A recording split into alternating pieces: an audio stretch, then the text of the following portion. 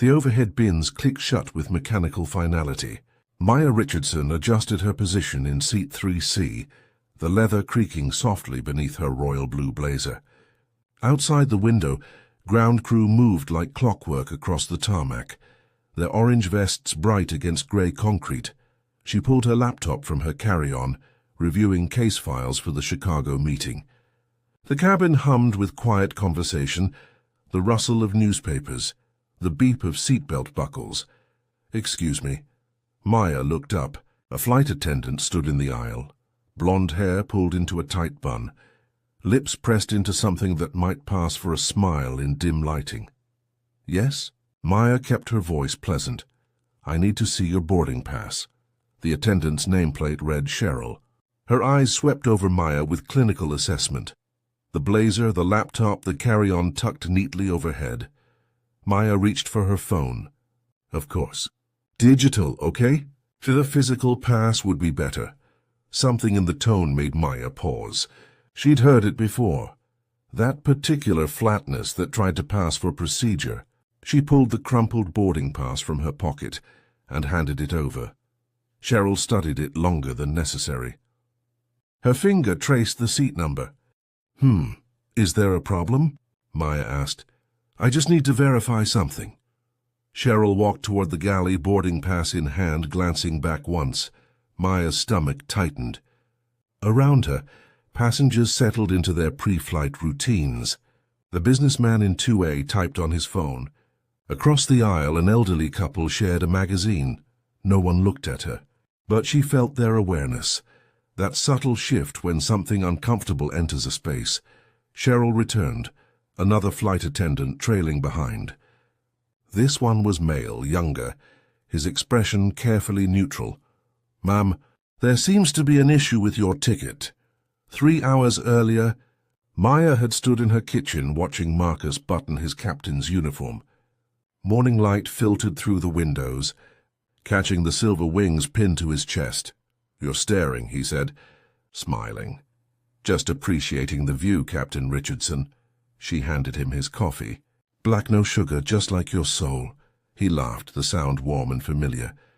They'd been married 8 years, together for 12. Met at a legal conference, where she was presenting on employment discrimination in aviation. He'd approached after her panel, asked a question that proved he'd actually been listening.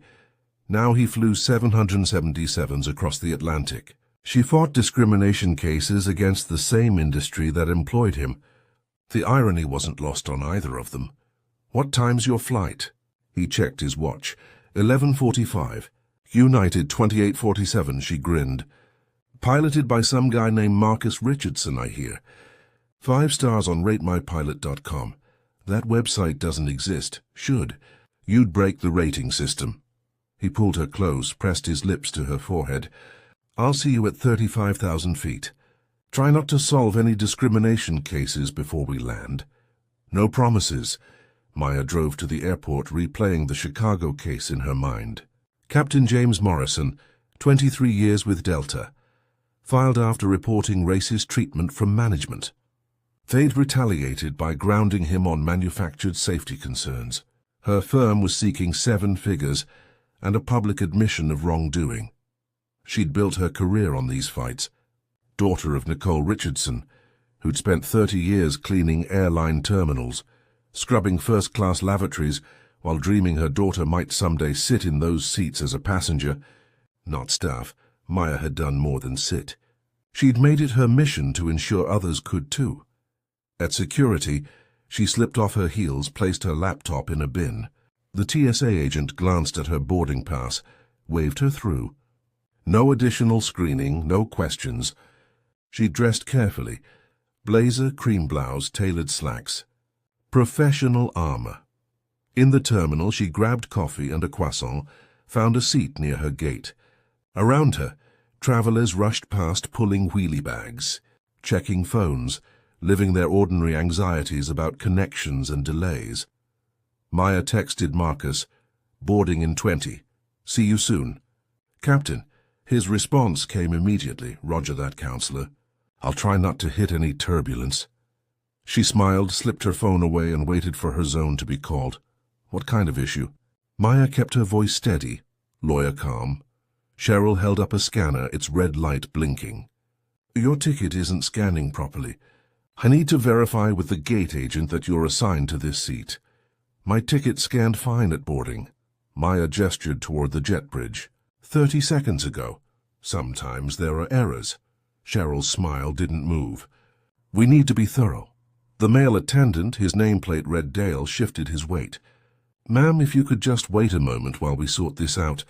I'm happy to wait, Maya said. But I'm confused about what needs sorting. My name is on the manifest. I have a boarding pass for seat 3C. I'm sitting in seat 3C. Around them, the cabin had gone quiet. The businessman in 2A looked up from his phone. The elderly couple stopped their conversation mid-sentence. Cheryl leaned closer, her voice dropping to what might have passed for confidential. Mom, I don't want to make a scene, but sometimes people accidentally end up in the wrong cabin. Economy is just through that curtain. I'm sure we can find you a seat back there where you'll be more comfortable. The words landed like a slap. Maya felt heat rise up her neck.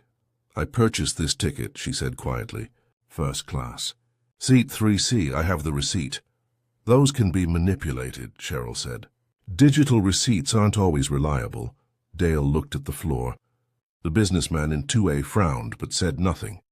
Across the aisle, the elderly woman whispered something to her husband. Maya pulled out her phone with deliberate slowness. Would you like to see my confirmation email? My credit card statement? Perhaps a notarized letter from United Airlines? There's no need for attitude, Cheryl said, her voice hardening. I'm trying to help you avoid embarrassment. I'm not embarrassed, Maya said. Are you? Cheryl's face flushed. Dale, call for a supervisor. Cheryl, Dale began. Now. Maya leaned back in her seat, crossed her arms. She'd been here before. Different settings. Same script. The assumptions, the suspicions, the exhausting ritual of proving she belonged in spaces people like Cheryl decided she shouldn't occupy. She thought of her mother, Nicole, who'd cleaned these cabins for 3 decades, who'd emptied trash bins in first class while passengers slept under complimentary blankets, who'd scrubbed spills from leather armrests without complaint. Nicole had taught her daughter 2 things. Work hard.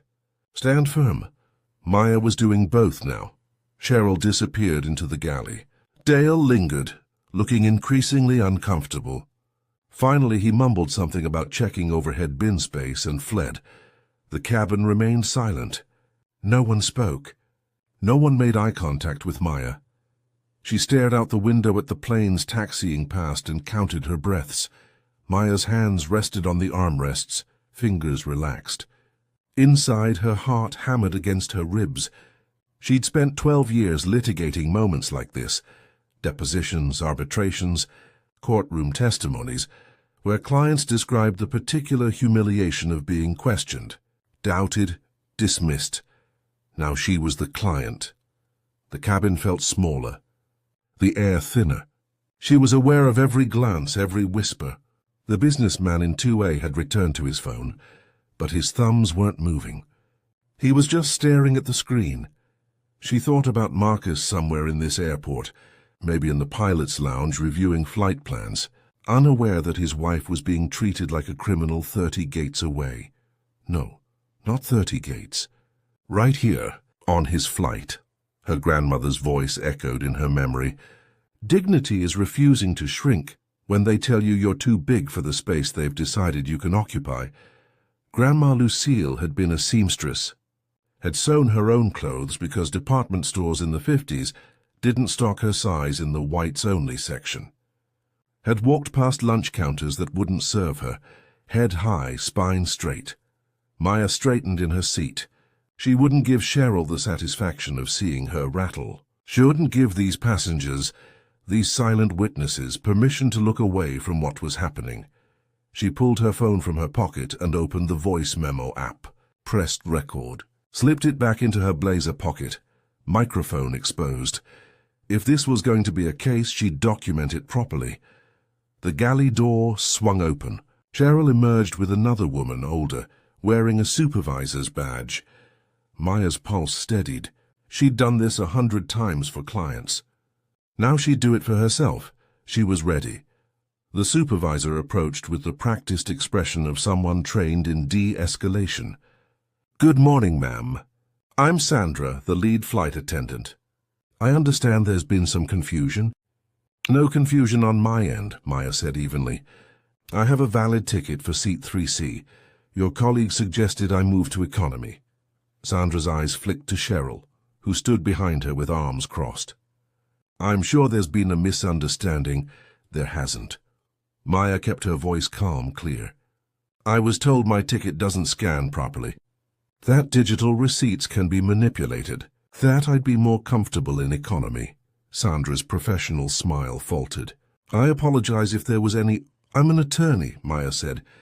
"I specialize in discrimination cases in aviation. I'm currently representing a Delta pilot in a federal lawsuit involving racial profiling. Would you like me to explain how this interaction will appear in court?" The color drained from Sandra's face. Behind her, Cheryl's mouth opened. "Ma'am, I assure you—" "My mother cleaned airplane cabins for 30 years, Maya continued. Her voice remained steady, but something harder edged into it. "Nicole Richardson. She worked for this airline from 1985 to 2015.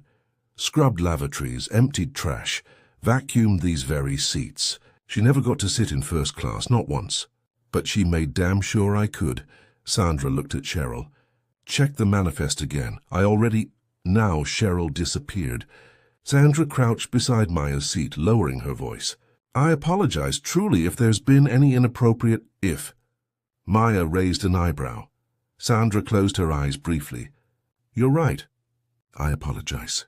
Let me verify your ticket personally, and we'll board immediately." "The flight was supposed to leave 10 minutes ago," the businessman in 2A said suddenly. Everyone turned. He looked at Maya. "She's been sitting here since boarding started. She hasn't caused any trouble. Maybe we should, I don't know, actually take off." A few passengers murmured agreement. The elderly woman across the aisle nodded. Sandra stood. "Give me just a moment." She vanished into the cockpit. The door sealed with a soft hiss. Maya could hear muffled voices, Sandra's and a deeper male voice responding. "Marcus." Her stomach twisted. She hadn't wanted this. Hadn't wanted him to know. Hadn't wanted to be the captain's wife instead of just a passenger with rights. But the door was already opening. Footsteps approached from the galley. Maya heard Cheryl's voice, sharp and defensive. "I was just following protocol." Something seemed off. "You can't be too careful these days." "Protocol for what?" Another voice, male, calm but carrying authority. "For fraudulent tickets. For people who don't belong in—" The voice cut her off. "People who don't belong?" Silence. Maya stared at her laptop screen, not seeing the words. Her heart hammered. She knew that tone. Marcus used it when testifying before the FAA, when addressing a cabin full of nervous passengers during mechanical delays. Command presence, her grandmother would have called it. Sandra emerged from the galley first, her face carefully neutral. Behind her came Cheryl holding a tablet, followed by Dale looking like he wanted to disappear into the overhead bins. Then Marcus stepped into the cabin. He wore his full uniform, 4 stripes on each epaulette, silver wings gleaming, cap tucked under one arm. His face was carved from stone, expression unreadable. His eyes swept the first-class cabin, taking in the scene with the methodical assessment of someone trained to evaluate crisis situations at 35,000 feet. His gaze landed on Maya, held for 1 heartbeat, 2. Then moved to Cheryl. "What's the problem here?" His voice was quiet, but it carried. Cheryl straightened, clutching the tablet like a shield. "Captain, I'm sorry to disturb you, but we have a passenger whose ticket is raising some red flags. I was attempting to verify her seat assignment when she became argumentative. I asked what the problem is," Marcus said. "Not for your interpretation of events." Cheryl's mouth snapped shut. Marcus held out his hand. "The boarding pass." Sandra handed it to him. He studied it for 5 seconds, then looked at the tablet Cheryl held. Pull up the manifest. Cheryl tapped the screen, turned it toward him. Marcus scanned the list, his expression never changing. Seat 3C, he read aloud. Maya Richardson. Ticket purchased 17 days ago. Frequent flyer status, Premier Platinum. No flags, no alerts, no issues. He looked at Cheryl. So I'll ask again. What's the problem? Cheryl faltered. The ticket didn't scan properly when Did it scan at the gate? I suppose, but yes or no? Yes. Then the ticket is valid. Marcus's voice was cold, clinical. Why are you questioning this passenger? The cabin was tomb silent. Even the engine noise seemed muted. Passengers had twisted in their seats watching. The businessman in 2A had his phone out recording. Cheryl's face flushed crimson. Captain, with all due respect, I was following my training. When something seems unusual, what seemed unusual? Marcus asked. Be specific. Cheryl's eyes darted to Maya, then away. I just thought, what seemed unusual? The silence stretched. Cheryl opened her mouth, closed it, opened it again. No words came. Marcus stepped closer to Maya's row. His eyes met hers for the first time since entering the cabin. Something passed between them, a whole conversation in the space of a breath. Then he turned back to Cheryl. This passenger's ticket is valid. Her seat assignment is correct. She has every right to be exactly where she is. His voice was steady, professional, devastating. And for the record, this woman is Maya Richardson. She's an aviation attorney with 12 years' experience.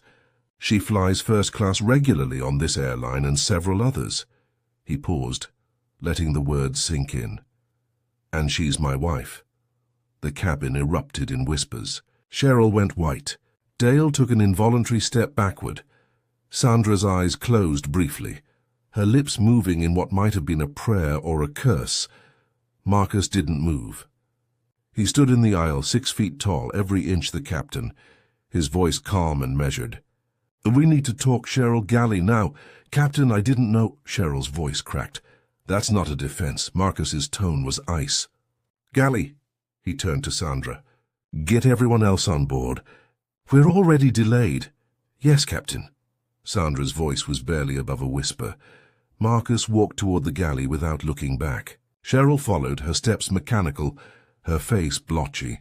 Dale lingered for a moment, then fled toward the economy cabin. The moment they disappeared, the first-class cabin exploded in murmured conversation. Did you hear that? His wife. Oh my God, that's going to be a lawsuit. The businessman in 2A leaned across the aisle. Ma'am, I recorded the whole thing. If you need a witness, I'm happy to provide a statement. Maya found her voice. Thank you. The elderly woman across the aisle reached over, touched Maya's hand briefly. I'm so sorry, dear. That was disgraceful. Other passengers nodded, offered small smiles, sympathetic looks. Now that the captain had spoken, their silence had permission to break. Maya felt anger flare hot in her chest. Where were these voices 5 minutes ago, when Cheryl was questioning her ticket, suggesting she belonged in economy, treating her like a criminal? She swallowed the anger down. They were witnesses now. That mattered, even if their courage had come late. Through the galley curtain she could hear Marcus's voice, low, controlled, relentless. Cheryl's responses were higher-pitched, defensive.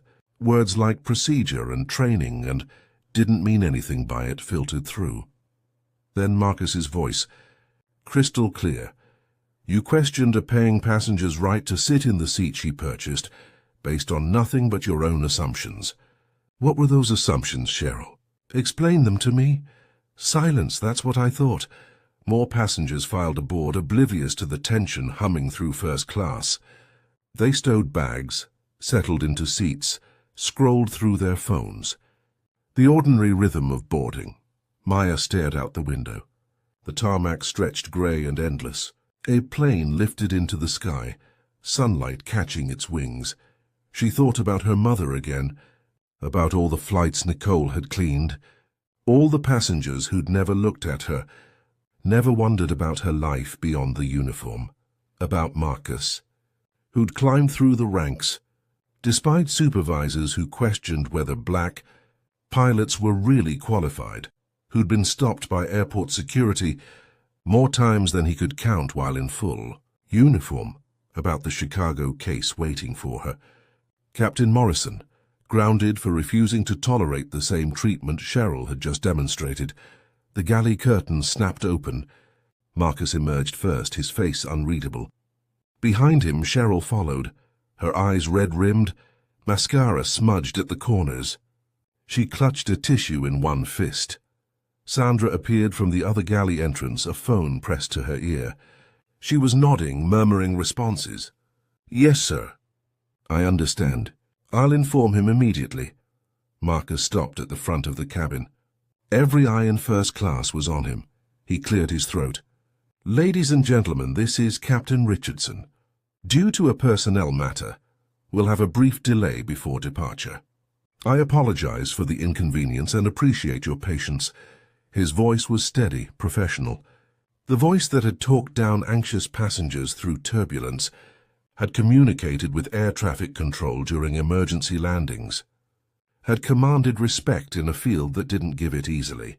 "I want to be clear about something." He paused, choosing his words carefully. "Every passenger on this aircraft has purchased a ticket. Every passenger has the right to sit in their assigned seat, without question, without harassment, without having to prove their belonging. What happened here today fell short of that standard." Cheryl's tissue trembled in her hand. "We're going to address this situation appropriately," Marcus continued. "But first we're going to board this flight, and we're going to treat every single person who walks through that door with the professionalism and respect they deserve." He looked at Maya for just a moment. Their eyes met. His expression softened almost imperceptibly, a private communication in a public space. Then he turned to Sandra. "Who was on the phone?" "Operations manager," Sandra said quietly. "They want Cheryl removed from the flight." "Good." Marcus's voice was granite, Cheryl's face crumpled. "Captain, please, I made a mistake." "I didn't mean your intentions don't matter." Marcus cut her off. "Your actions do. And your actions targeted a paying passenger, based on assumptions that have no place in this profession." He looked at Sandra. "Call the gate. Get a replacement crew member. I want Cheryl off this aircraft in 5 minutes." "Yes, Captain." Cheryl stood frozen. Dale had reappeared from economy, his face grey. Other flight attendants hovered in the galley entrance, watching. Marcus walked past Maya's row without stopping, headed back toward the cockpit. As he passed, he said quietly, so quietly only she could hear, "I'm sorry," 2 words. A lifetime of understanding compressed into them. Then he was gone, the cockpit door sealing behind him with a soft click. Cheryl was escorted off the plane by a supervisor in a reflective vest. She didn't look at anyone as she walked down the jet bridge, her shoulders hunched. Her confident stride from earlier completely erased. A new flight attendant boarded, a young black woman named Patricia, who took one look at Maya, seemed to understand immediately, and offered a warm smile. "Welcome aboard, ma'am. Can I get you anything?" "Water would be great," Maya said. "Thank you." Coming right up, the cabin settled. Boarding continued. Passengers found their seats, stowed their belongings, strapped in for departure. Maya's phone buzzed in her pocket. A text from Marcus. "We'll talk when we land. Are you okay?" She typed back, "I'm okay." "Fly safe, Captain." His response was immediate, always. But as the plane finally pushed back from the gate, as the engines spooled up and the cabin crew prepared for takeoff, Maya felt the weight of what had just happened settling over her like a heavy blanket. This wasn't over. It was just beginning, and somewhere in the back of her mind a familiar voice whispered, her grandmother's voice, her mother's voice, her own voice, "Stand firm." The truth always comes out, but sometimes it needs a push. The plane lifted into the sky, Chicago waiting on the other side of the clouds, the flight leveled at cruising altitude. Outside Maya's window, clouds stretched like cotton across an impossible blue. She pressed her forehead against the cool glass and exhaled slowly. The cabin had returned to normal. Passengers read books, watched movies on seatback screens, dozed with complimentary blankets tucked under their chins. The businessman in 2A was typing on his laptop. The elderly couple shared headphones, watching the same film, but Maya felt their awareness, the occasional glance in her direction, the way conversations dropped to whispers when she stood to use the lavatory. She was a story now, an incident. The woman who got a flight attendant fired. Never mind that she'd done nothing but sit in her assigned seat. Never mind that Cheryl had profiled her, questioned her, tried to remove her from first class based on nothing but the color of her skin. Patricia appeared with water and pretzels. "Can I get you anything else, ma'am?" "I'm fine, thank you." Maya forced a smile. Patricia hesitated, then leaned closer. "What happened to you was wrong. I've worked for this airline 6 years, and I've seen it before. Never that blatant, but—" She trailed off. "I'm glad the captain stood up for you." "Thank you," Maya said quietly. "That means a lot." After Patricia left, Maya pulled out her phone. 3 missed calls from her law partner. 2 texts from Marcus's mother, who somehow already knew something had happened. She didn't respond to any of them. Instead, she opened her voice memo app and listened to the recording she'd made. Cheryl's voice, tinny but clear. "Sometimes people accidentally end up in the wrong cabin. Economy is just through that curtain. Evidence. Cold, undeniable, admissible in court." Maya closed her eyes. She thought about her mother, who'd faced this same treatment 1,000 times, but never had the tools to fight back. Who'd swallowed every indignity because jobs were scarce and bills needed paying. Nicole Richardson had scrubbed toilets so her daughter could afford law school. Had worked double shifts so Maya could intern unpaid at civil rights firms, and now Maya sat in first class, recording evidence that might change policies for everyone who came after. The irony wasn't lost on her.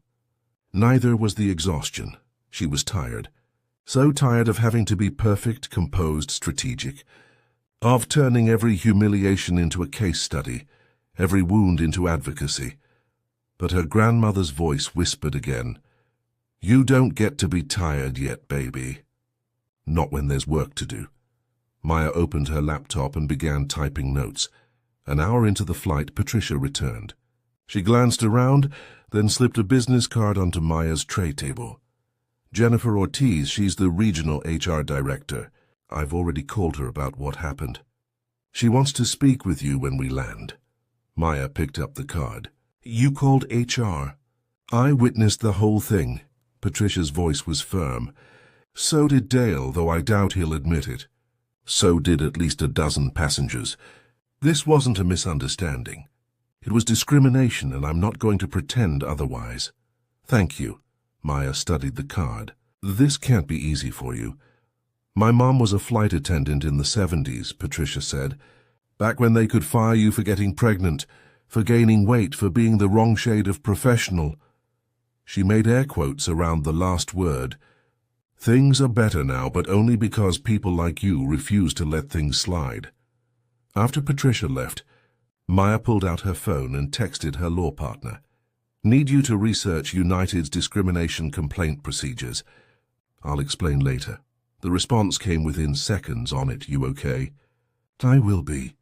She looked at the business card again, then opened her email and began drafting a formal complaint. She documented everything: timestamps, quotes, witness names. The businessman in 2A had emailed her his video recording, along with his contact information and a note. "I should have spoken up sooner. I'm sorry. Please use this however you need." Maya attached the video to her draft complaint, added her own voice recording, noted the names of everyone who'd witnessed the incident.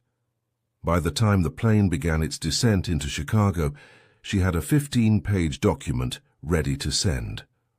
The cockpit door opened. Marcus emerged, his face neutral but his eyes searching. He spoke briefly with Patricia, glanced toward Maya's seat, then returned to the cockpit. They hadn't spoken since takeoff. Maya wondered what he was thinking. Whether he was angry she hadn't told him immediately, whether he felt caught between his role as captain and his role as husband. The plane touched down smoothly. As passengers gathered their belongings, Maya sat quietly, letting others disembark first. Patricia approached one final time. "The gate agent will escort you to a private meeting room. Ms. Ortiz is already there with the operations manager."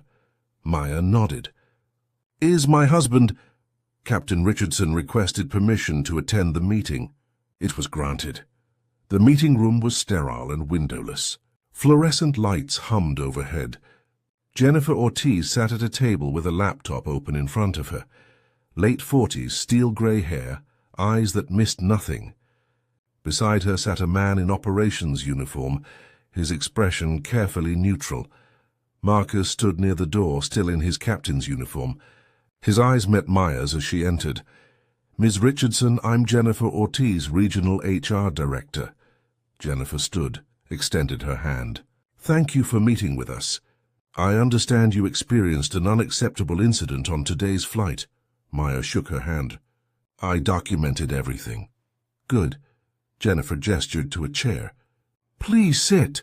I want to hear your account from the beginning." Maya sat.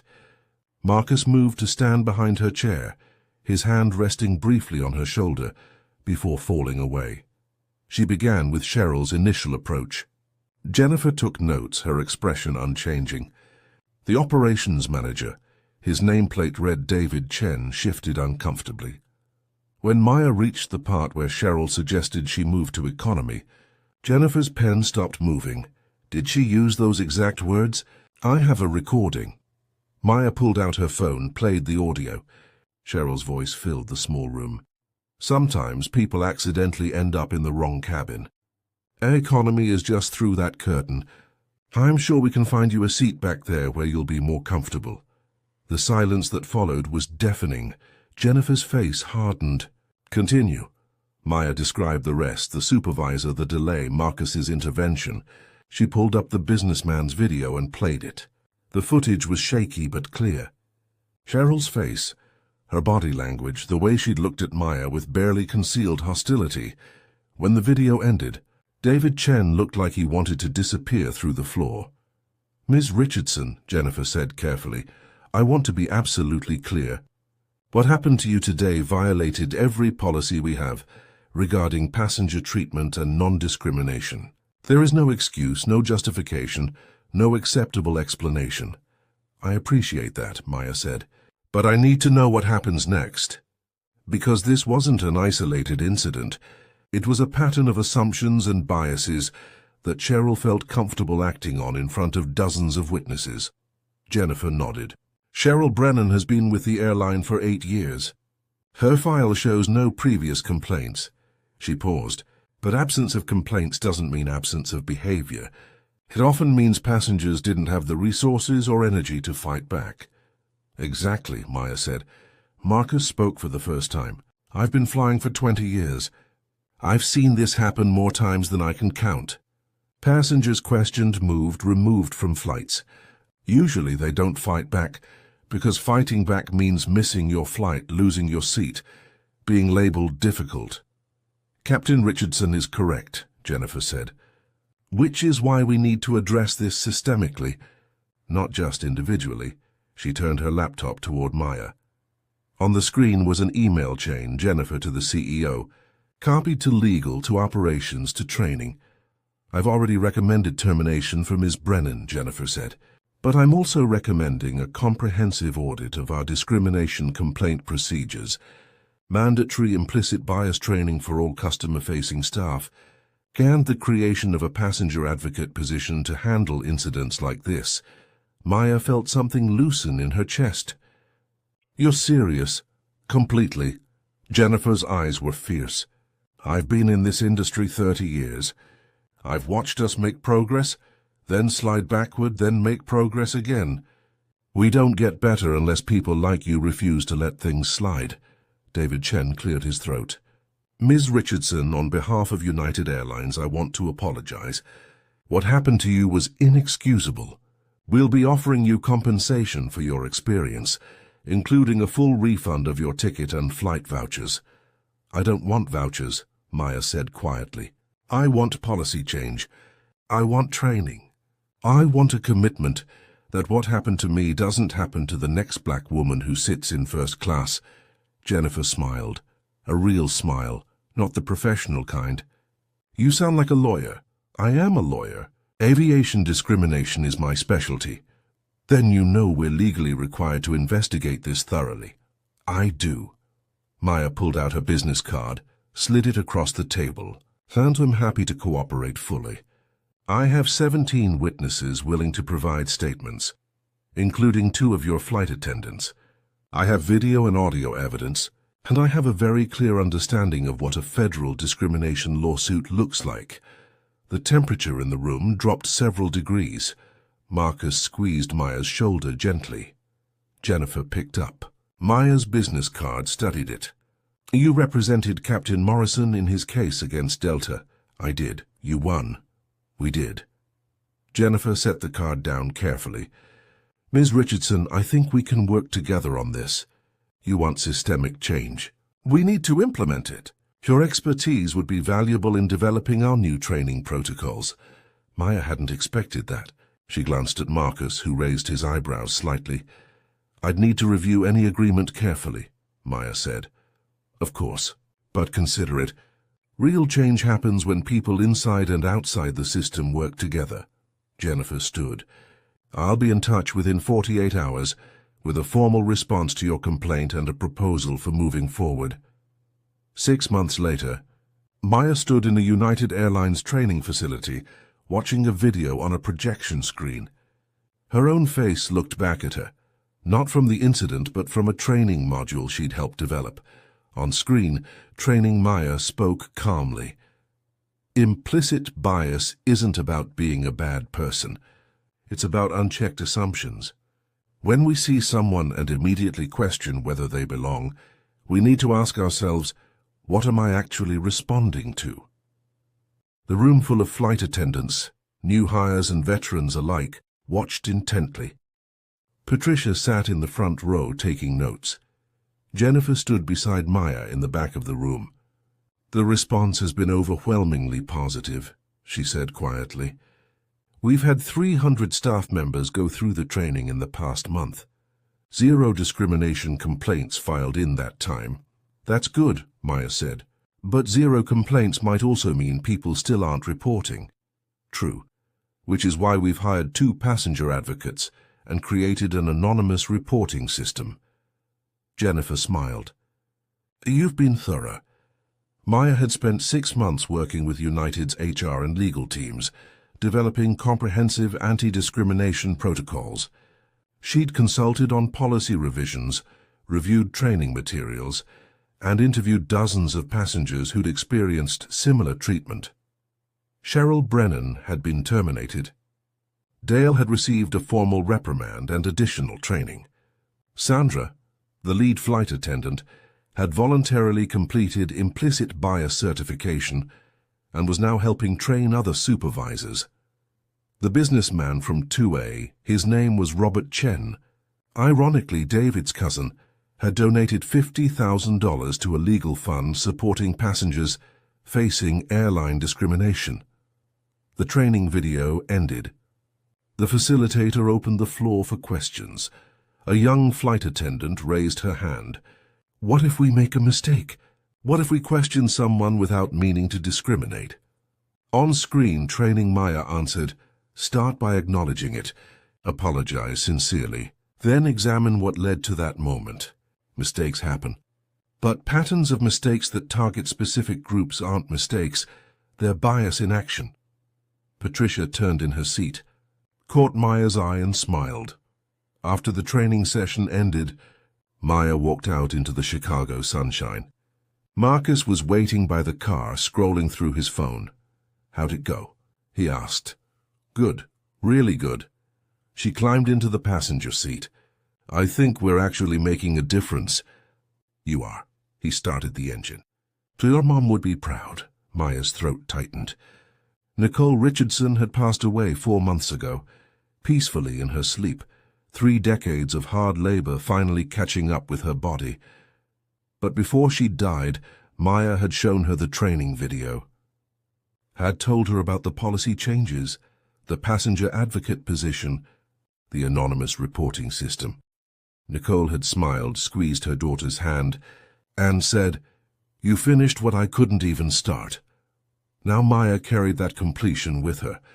Every training session, every policy revision, every passenger who'd never know their flight would be just a little bit safer, because Maya had refused to be silent. "She is proud," Maya said quietly. "I can feel it." Marcus reached over, laced his fingers through hers. They drove toward the airport in comfortable silence, the city spreading out around them like possibility. 3 years later, Maya Richardson stood in a Senate hearing room, testifying before the Committee on Commerce, Science and Transportation. The subject, Federal Anti-Discrimination Standards for Commercial Aviation. She wore a royal blue blazer, the same one from that day, now broken in and familiar. Her grandmother's locket hung around her neck. In the gallery, Marcus sat in his captain's uniform, having testified an hour earlier. "Senator," Maya said, her voice clear and steady, "discrimination in aviation isn't always dramatic. It's not always viral videos and national headlines. Most of the time it's quiet. A look, a question, a subtle suggestion that you don't quite belong where you've paid to be." She paused, looking at the panel of senators. "My mother spent 30 years cleaning airplanes. She scrubbed first-class cabins, emptied trash bins, vacuumed seats that she'd never get to sit in herself. She did that work with dignity because she believed in something bigger, that her daughter might have opportunities she never had. 3 years ago, I sat in first class on a flight my husband was piloting, and I was told I didn't belong there, not because of anything I'd done, but because of assumptions someone made about who I was based on how I looked. That incident led to policy changes at one airline. But policy changes at one airline aren't enough. We need federal standards. We need consistent training. We need to make it clear that paying for a seat means you have the right to sit in it without justifying your presence." She glanced at Marcus. He nodded slightly. "My grandmother used to tell me, dignity is refusing to shrink when they tell you you're too big for the space they've decided you can occupy. But we shouldn't have to refuse to shrink. We shouldn't have to fight for space we've already paid for. We shouldn't have to record evidence and hire lawyers and become advocates just to be treated like human beings." Maya looked directly at the committee. "Chair, so I'm asking you, make the change that prevents the next person from having to fight the fight I fought. Create standards that protect everyone, not just those of us who have the resources and privilege to push back." The hearing room was silent. Then the committee chair leaned forward. "Ms. Richardson, thank you for your testimony. I think I speak for everyone here when I say your experience and expertise have been invaluable to this process." 6 months later, the Passenger Rights and Dignity Act passed with bipartisan support. Federal anti-discrimination standards became mandatory for all commercial airlines. Training protocols became standardized. Passenger advocate positions became federally required. Maya framed the first page of the legislation and hung it in her office, right next to a photo of her mother in her airline uniform, mop in hand, smiling at the camera. Below the frame, a small plaque read, "She cleaned the planes." I changed the policies. We both made space. Sometimes justice wears a captain's uniform. Sometimes it wears a royal blue blazer. Sometimes it's just a woman who refuses to move from the seat she paid for, who turns humiliation into evidence, who transforms her pain into policy. And sometimes, if we're lucky, justice is all of us, speaking up when silence is easier, standing firm when shrinking feels safer, believing that the world can change because we refuse to accept it as it is. The plane that took off that day carried more than passengers. It carried the weight of history, the power of dignity, and the unshakable truth that belonging isn't granted by permission. It's claimed by presence, and Maya Richardson had claimed hers.